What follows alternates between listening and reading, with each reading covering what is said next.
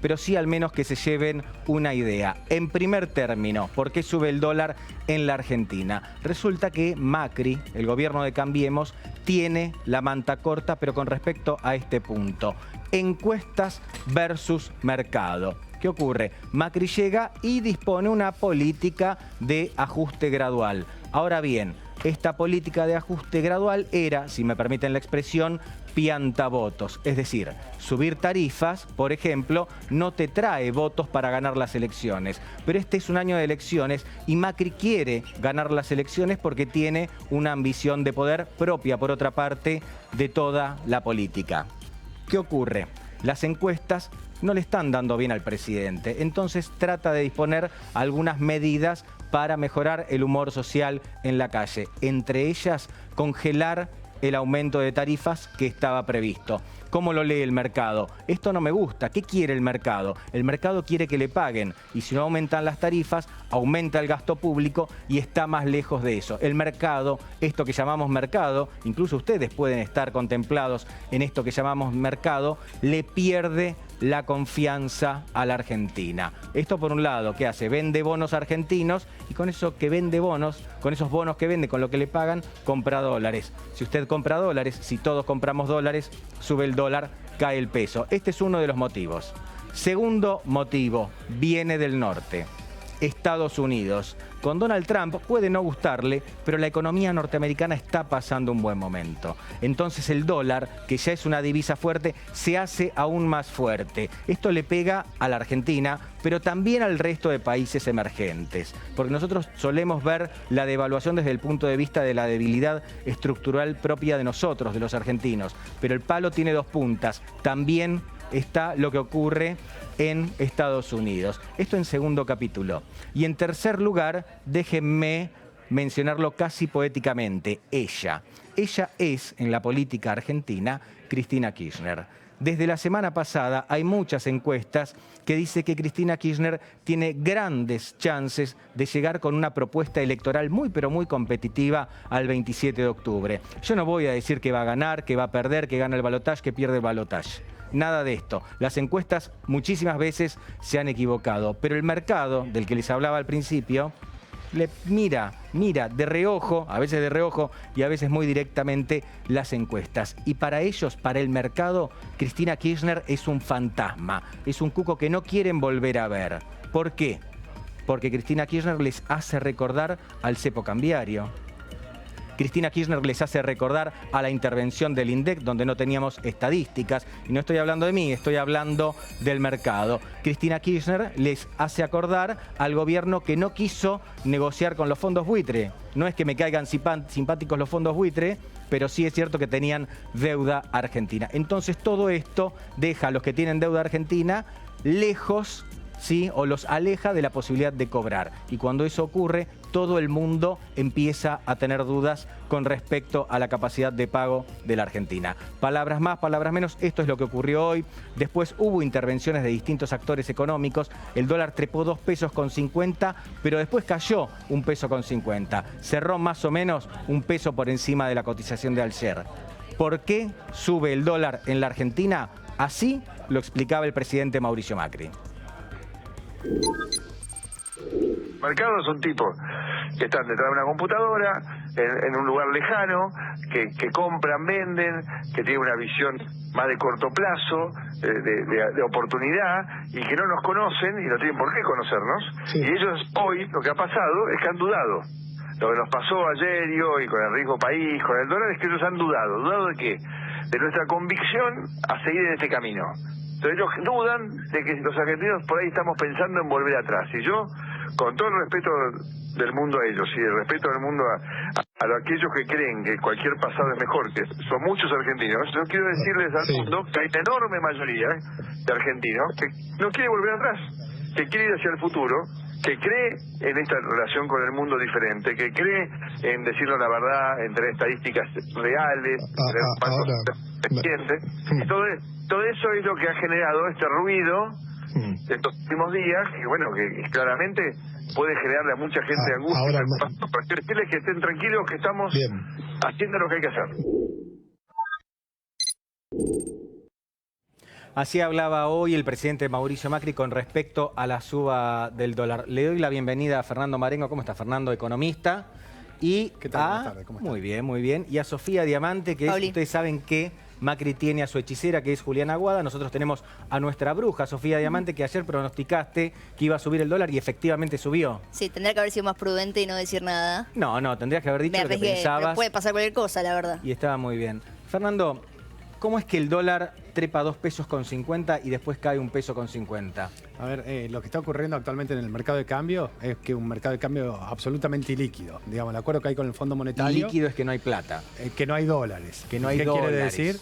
Básicamente el acuerdo que se firmó con el Fondo Monetario a partir que empezó a funcionar, se puso en vigencia el 1 de octubre, es un acuerdo que hay bandas de flotación donde el tipo de cambio tiene que moverse libremente y dentro de esas bandas el Banco Central no puede salir a vender dólares. La única oferta de dólares que aparece dentro de las bandas es el gobierno, que tiene que vender unos 9.600 millones de dólares para hacer frente a sus necesidades de financiamiento en pesos. Y como el Fondo Monetario le presta recursos en dólares, ¿cuál es la forma de obtenerlos? Es vendiendo esos dólares en el mercado. Ahora, cuando el Fondo Monetario le da estos dólares al gobierno, le dice la forma de venderlos es 60 millones de dólares por día. Sí. Entonces, la oferta que hay diariamente es de 60 millones y eventualmente lo que pudiera o no pudiera aparecer del sector privado, básicamente el sector Pero vos decís exportador. que el dólar sube porque nadie vende dólares en la Argentina. Absolutamente, digamos, cuando la expectativa es que el tipo de cambio va a ir hacia arriba, como pronosticaban ayer, digamos, obviamente uno prefiere esperar, porque esperando un día la liquidación que hago, estoy ganando en términos de peso. Entonces hay Claro. hoy mucha gente muy triste porque perdieron bastante. Digo, el que compró a 47,50, mañana lo va a pensar 2 veces antes de comprar. A ver, la forma de frenar la suba del dólar es que haya oferta de divisas. ¿Y quién tiene que generar esa oferta de divisas? Digamos, si no sale el sector privado, que el sector privado solamente va a salir a vender dólares en la medida que estés convencido que el tipo de cambio no va a seguir escalando, son el Banco Central y el Tesoro. Entonces, ¿cuál es el problema que tenés hoy? Que El Banco Central no te vende nada, no te dejan. Entre Banco Central y Tesoro tienen un arsenal lleno de balas, pero el acuerdo con el Fondo Monetario lo deja usar solamente 60 balas por día. Lo que dicen Qué es... impotencia esto. Quiero que lo repitamos una vez más para que la gente lo tenga claro. Porque lo que ocurrió hacia finales del kirchnerismo es que no había reservas en el Banco Central o había un nivel de reservas bajo. Hoy la plata está, pero no te la dejan usar. Digo, la plata para frenar el dólar está, pero no te la dejan usar. Exactamente, lo que dicen, que me parece perfecto para dar un ejemplo, es: está incendiando un lugar y el Banco Central y el Tesoro del Gobierno tienen un camión lleno para apagarlo, pero solamente dejan apagarlo en baldes de agua por día.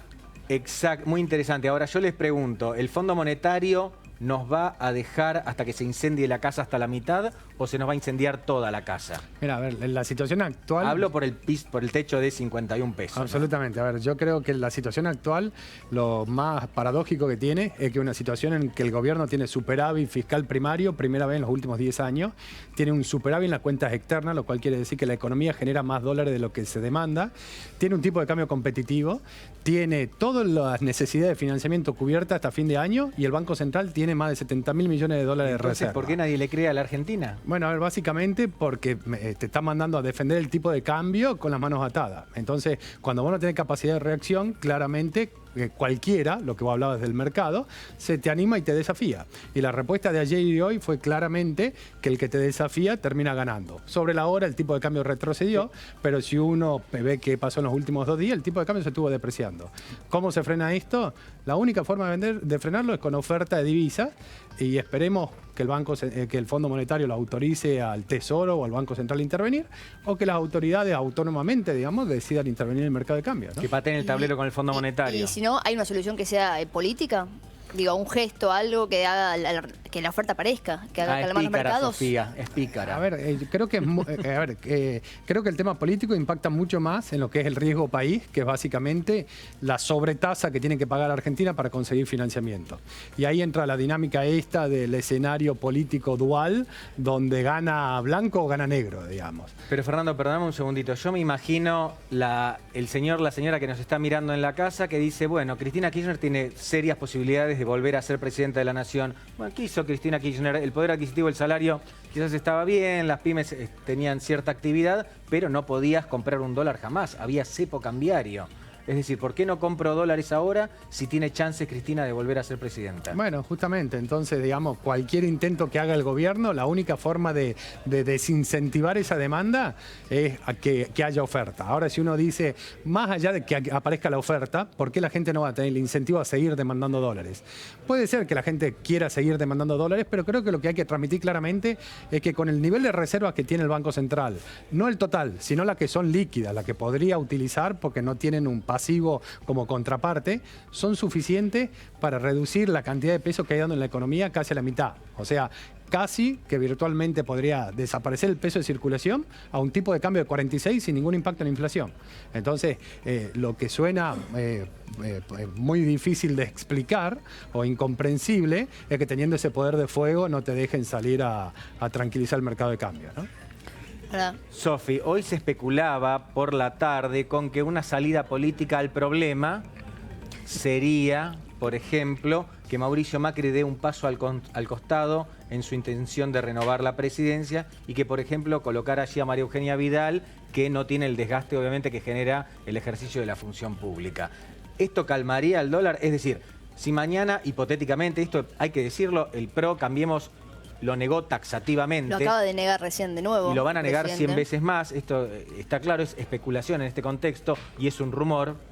Digo esto, imagínate que mañana Vidal dice, yo voy a ser la candidata a presidenta y Macri la acompaña. ¿Esto hace que baje el dólar? A ver, no soy analista político, desde el punto de vista de la demanda, desde el punto de vista cambiario, la única forma que esa demanda caiga es si aparece un candidato que te asegura la continuidad de un esquema que el mercado lo vea como algo, digamos, no antimercado, básicamente. O sea, si vos pones una María Eugenia Vidal y que aparece como ganadora y nadie tiene duda que va a ganar y que va a continuar con el plan de reformas que necesita Argentina hacer inexorablemente, seguramente te cambia el mercado de cambio. Ahora, si vos cambiás el nombre del candidato, pero no te da la certeza de que el rumbo va a ser el mismo, seguiremos igual.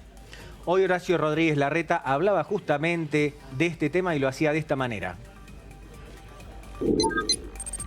¿Está totalmente decidido que usted no desdobla las elecciones o lo está pensando? No, ya, a ver, yo lo decidí esto ya hace un mes y medio, lo anunciamos, y ayer, que era el plazo que había que hacer, se firmó el decreto confirmando lo que ya habíamos anunciado, que es la unificación de las elecciones. Se unifican con las presidenciales, o sea, provincia de Buenos Aires, capital y la nacional van juntas en octubre. Exactamente. ¿Y el balotaje también? Sí, todo. La idea en esto de cuidar el mango de la gente es un año en el cual cualquier gasto que podamos achicar, bienvenido. Entonces hacemos una sola elección que de vuelta también hace más barato toda la elección y el escrutinio. ¿El candidato a presidente es Macri o hay otro plan? Es Macri, no hay otro plan. El candidato a presidente es Macri. ¿Vidal no va a ser la candidata a presidente? El candidato a presidente es Macri y Vidal es la candidata a gobernadora de la provincia. Porque hoy leía que en Wall Street, algún diario financiero hablaba de la candidata tiene que ser Vidal, ¿vio? No, pero primero decidimos los arreglos. No, obviamente. En Argentina, no en Wall Street, y va a ser el candidato Macri. Va a ser el candidato Macri. Usted en la ciudad y Vidal en la provincia de Buenos Aires. Eso está totalmente decidido. Así es, Eduardo. Mire que lo tengo grabado, ¿eh? Lo tengo grabado. Sí, pero ya lo he dicho, creo que contigo mismo hace unas semanas que hablamos, así que no es nada nuevo. Qué lindo es este trabajo. El diario al que se hacía referencia Eduardo Feynman era La Nación, justamente. Y lo que decía la nota es que en Wall Street prefieren a Vidal antes que a Macri. Palabras más, palabras menos. En ningún momento decía que María Eugenia Vidal iba a ser la candidata. De todas maneras, ni siquiera terminó de hacer la pregunta Feynman, que Rodríguez Larreta terminó de contestar. Dice, el candidato es Macri. Es decir, vamos a seguir con esto más allá de la cotización que marque la pizarra del dólar mañana. A ver, en Wall Street lo que te van a pedir es que haya un candidato ganador que te asegure el pago de la deuda. Esa es la ecuación que busca Wall Street. Dicho sea de paso, con una política de ajuste que es tremendamente piantavotos, como se ha corroborado siempre a lo largo de la historia. A ver, obviamente todas las campañas políticas en Argentina históricamente se hicieron atrasando tipo de cambio, repartiendo plata, y creo que cuando uno ve cómo funcionó esta política del 2011 en adelante, tenemos todos los años impares crecimiento económico y todos los años pares caída de actividad económica. ¿Por qué ocurre eso? Porque los años pares son años impares son años electorales, donde ¿qué hacemos? crecemos, expandimos el gasto y en el año par que tenemos que hacer el ajuste. Bueno, a ver, Argentina vive dentro de una dinámica o de una dinámica del ciclo y no logramos salir del ciclo. Argentina lo que tiene que lograr es un crecimiento tendencial de 20 años para revertir los niveles de pobreza, los niveles de desigualdad y todos los problemas que tiene Argentina. Sofi. No, hablando de ironías que a vos te gusta, decir que históricamente las elecciones se ganaron atrasando el tipo de cambio y ahora es el mercado el que le pide al gobierno que gane estas elecciones, pero no lo deja atrasar el tipo de cambio. Te quiero preguntar porque recién salió también a hablar el presidente en una radio de Santa Fe y él dice que si bien todos los países del mundo lo apoyan, que se ve con el acuerdo del FMI, el mercado no lo apoya internacionalmente hablando. Dice que son unas personas que se están en un escritorio operando. ¿Esto es así? No, a lo que voy es, ¿no nos ayuda que el resto del mundo apoye al gobierno, digamos, apoye a este gobierno? A ver, el apoyo de otros gobiernos se explicitó claramente en el acuerdo que se logró con el Fondo Monetario en septiembre del año pasado. Ese segundo acuerdo, después del fallido acuerdo firmado en abril, te permitió acceder a un financiamiento de 57.000 millones de dólares. 57.000 millones de dólares en términos del aporte que hace Argentina al Fondo Monetario es récord histórico en términos de esa cuota. Sí, ha sido muy generoso el Fondo Monetario con nosotros. Esto hay que decirlo porque hay mucha gente que critica al fondo y que piensa que es el mismo fondo que en los años 90 y no tiene nada que ver, nos prestó mucha plata y a una tasa muy barata. Es decir, si a mí me dejaran endeudarme con el fondo, lo haría, incluso para construir una casa, ¿por qué no? Porque es realmente barato. Pero ahora se volvieron de vuelta a los enemigos porque no dejan al gobierno intervenir en un mercado. Pero obviamente el que te presta plata te pone condiciones, te lo hace un banco, te lo hace cualquiera. Sí, pero en el caso puntual del mercado cambiario, el problema que presenta el Fondo Monetario, yo diría que es un tema ideológico, que es esto de buscar la flotación en el tipo de cambio. ¿Cuál es la idea que tiene por detrás el Fondo Monetario? Alguien que vendió dólares hace 6 meses en Argentina, invirtió en tasa en peso, una tasa muy elevada, y hoy quiere vender el bono ese e irse, no le puede asegurar un nivel de tipo de cambio. Entonces, ¿qué dice? Si ese quiere salir de Argentina hoy, tiene que salir un tipo de cambio más alto y perder en términos de dólares, que pierda. Yo no puedo con mis dólares asegurarle una tasa de retorno en dólares. Y esa es una visión y se llama el riesgo moral, el moral hazard. Ahora, el moral hazard tiene una segunda dimensión, que el momento que vos lo mandás al Banco Central, al mercado de cambio, a defenderlo con las manos atadas, cualquiera se le anima. Entonces, el segundo problema del moral hazard, que es el que no tiene en cuenta el acuerdo con el fondo, es básicamente que cuando vos tenés que salir a defender la cotización del tipo de cambio y no podés intervenir en el mercado de cambio, podés tener fuertes ataques especulativos en contra. Y es parte de lo que pasó en el 2001. Digamos, todo lo que se llama esto, que se alquilan bonos y se venden de aire, todo esto, en definitiva es una apuesta en contra que te caes. Y ese ataque especulativo, de nuevo, la única forma de frenarlo es dando seguridad en que tenés el financiamiento necesario, que el tipo de cambio no se te va a escapar, ¿no? Al lado mío en la pantalla vamos a ver, estamos viendo en realidad al auto del presidente Mauricio Macri. Se está retirando en este momento de Casa de Gobierno, se está poniendo en marcha. Quizás yo estoy más ansioso que el presidente en este momento, después de toda la jornada cambiaria. Fue un día de muchas reuniones en Casa de Gobierno, también en la Quinta de Olivos. Marcos Peña se juntó con los ministros. Mauricio Macri, el tema del dólar lo sigue muy, pero muy de cerca desde siempre, no solo por su pasado de empresario, que lo hace estar cercano a las finanzas porque sabe lo importante que son para la economía, sino también porque, a diferencia de lo que cuestionan otros o de lo que otros aún ponen en duda, el tipo de cambio tiene una influencia directa sobre la inflación. Es decir, aumenta el tipo de cambio, hay más inflación. Y a mi izquierda, Fernando Marengo, economista, afirma largamente con su cara sobre lo que estoy diciendo, y a mí me encanta que me den la razón, así que por eso te voy a dar la palabra. A ver, absolutamente. Hay una discusión actualmente sobre la inflación, si es porque hay muchos pesos dando vuelta en la calle o no, que es lo que se llama una inflación monetaria. Entonces, lo que trata de hacer el Banco Central, y viene tratando de hacer desde el 2016, es decir, yo subo la tasa de interés, saco pesos, y cuando saco pesos no se puede convalidar la suba de precios. Ahora, en realidad, es cierto en el mediano plazo. En el corto plazo, los precios dependen de qué pase con el tipo de cambio, de qué pase con las tarifas, de qué pase con los márgenes, de qué pase con salarios, no solo con el dólar, y con los precios internacionales, exactamente. Ahora, los precios internacionales no se mueven, salarios todavía no cerraste, la mayoría de las paritarias todavía no se cerraron, las tarifas decidiste congelarlas, entonces uno decía, si el tipo de cambio está estable, la tasa de inflación va a tender a desacelerarse en los próximos meses. Ahora, en el momento que el tipo de cambio se te acelera de nuevo, digamos, corres el riesgo que estés, digamos, de alguna forma deteriorando la tasa de inflación ya del mes de mayo. Ahora, ¿qué implica este deterioro en la tasa de inflación del mes de mayo? Yo diría que uno de los sectores donde se ve el mayor pasaje de la devaluación a los precios domésticos es en alimentos. ¿Y alimento en qué repercute? En la gente de menores recursos, y que lo que te hace, te incrementa los niveles de pobreza. Entonces, si se te mueve el tipo de cambio, se te genera inflación, te suben los alimentos, te sube la pobreza. Cuando te sube la pobreza, creo que el escenario político se deteriora de alguna forma y empieza a posicionar justamente a los candidatos que no son los que el mercado le agrada. Claro. Entonces, ¿eso que hace? Te empieza a generar un círculo vicioso. Vicioso total. Exactamente. A propósito de esto que dijiste, quiero contarles que hoy fuimos a hacer una recorrida por distintos negocios de muchos tipos que venden cosas muy pero muy distintas, y no se registraba un pasaje a precios inmediato de la devaluación de ayer todavía, cuando se estaba dando la devaluación de hoy, que al final no fue tanta. Es decir, lo que quiero decir es que no habían empezado a aumentar los precios como posiblemente ocurran en pocos días más, si esto se sostiene así. En la semana el dólar subió más de 3 pesos, 3 pesos con 11. Esto pone un poco en jaque en la semana, estos 4 días. Claro, jueves. Recordemos que tuvimos Jueves Santo, Viernes Santo, no hubo jornada cambiaria. Comparación del miércoles pasado hasta el día de hoy. Y esto pone un poco, o afecta a las medidas que se anunciaron la semana pasada. Vos decías del congelamiento de tarifas. Bueno, las tarifas están 90% dolarizadas. Esto afecta a los subsidios que después el gobierno va a tener que desembolsar para cubrir esa diferencia por el aumento del dólar.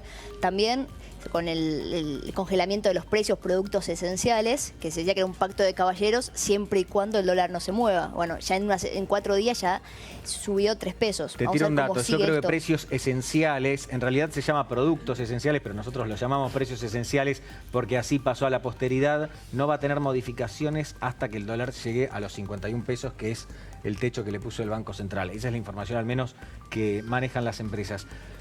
¿Cuál es un precio razonable para el dólar? A ver, es una gran discusión cuál es el nivel del tipo de cambio de equilibrio. Yo, ¿qué es lo que digo? A ver, cuando vos devaluaste tanto el tipo de cambio, que la economía empieza a generar más divisa de la que demanda, básicamente uno diría una balanza comercial superavitaria, unas cuentas externas superavitarias, ya está, ya hiciste el ajuste. Y Argentina tiene hace, digamos, 3 meses superávit en cuenta corriente cambiario, o sea que la economía está generando más dólares de lo que demanda. Y si tomás solamente el sector privado, lleva 6 meses de superávit cambiario. Déjame bajar, Fernando, un segundito esto a tierra. Básicamente, cuando hay una devaluación, lo que suele ocurrir es que la gente que traía cosas de afuera o que compraba, por ejemplo, en el supermercado algo que venía de afuera, bueno, no lo quiere comprar porque tiene un precio mucho más alto. Eso viene en dólares, usted gana en pesos, le cuesta más pesos, lógicamente. Pero a su vez, el que está en una góndola de otro supermercado, por decirlo, por ponerlo en una imagen bastante representativa, ese producto le resulta más barato. Entonces para la Argentina es más fácil exportar. Y esto es lo que está siendo un equilibrio. Pero, sin embargo, ayer salió justo la balanza comercial y lo que tenemos teniendo superávit es porque se derrumbaron las importaciones, más que un aumento de las importaciones. Seguí teniendo más dólares. Pero cayeron 33% las importaciones y las exportaciones cayeron 5%. Seguimos teniendo más dólares. La millennial negativa, la única millennial negativa nos tocó a nosotros. Es que siempre se piensa que una devaluación te hace ganar competitividad. Y es cierto, te hace ganar competitividad, pero si vos ves el balance de una empresa exportadora, además del tipo de cambio, vos tenés impuestos, tenés tasa de interés, tenés costo de logística, tenés un montón de otros costos, y con la devaluación vos estás licuando algunos costos. Cuando vos movés el tipo de cambio, te volvés más competitivo. En realidad, en el corto plazo no, te va a llevar tiempo, incluso entrar a mercados donde vos no estás hoy día, es muy difícil de un día para el otro empezar a exportar. ¿Cómo se logra el superávit en cuenta corriente? Digamos, el superávit comercial. Básicamente el superávit comercial ocurre por caída de importaciones. Cuando vos movés el tipo de cambio, se mueve el tipo de cambio, nos volvemos más pobres en términos de dólares. Entonces, lo que decías vos, Pablo, cae la demanda de productos importados y eso te genera el superávit comercial. Y por otro lado, cuando moviste el tipo de cambio, generaste inflación, entonces también nos volvemos más pobres en pesos y dejamos de producir productos locales. Entiendo. Cuando dejas de consumir esos productos locales, lo que tenés es caída de actividad económica y es la recesión que tenemos hoy. Vicioso. Un pronóstico para mañana, no pido números, pero a ver, ¿va a subir o se va a mantener? Sinceramente, espero que se mantenga. Sinceramente es una palabra que hizo famosa Cristina Kirchner. Pero ya existía de antes. Es verdad. A ver, creo que debería mantenerse estable. ¿Por qué? Estable. Porque creo que el gobierno tendría que utilizar todas las herramientas que tenga a su alcance. ¿Para qué? Para que se estabilice, porque si no corre el riesgo de que la situación se espiralice. Estable a 46, no a 50. Bien. Absolutamente. Bien, pero igual la posta acá la tiene Sofía, que ayer adivinó. No, ayer tuve suerte, coincido. Espero que mañana nos toque por lo menos un contexto también internacional un poquito más benigno para poder que el dólar no se siga disparando. No te voy la a arriesgarme. jugaste. No, esta vez no. No te la jugaste como ayer. Muchísimas gracias, Sofía. Fernando, Un muchísimas placer, buenas gracias.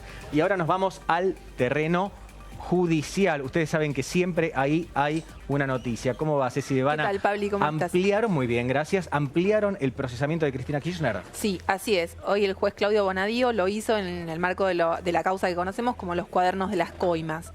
Y también lo que pidió es hacer, digamos, insistió con la prisión preventiva de Cristina, ¿no? Dijo para cuando el Senado trate el tema de sus fueros o para cuando ella deje de tenerlos.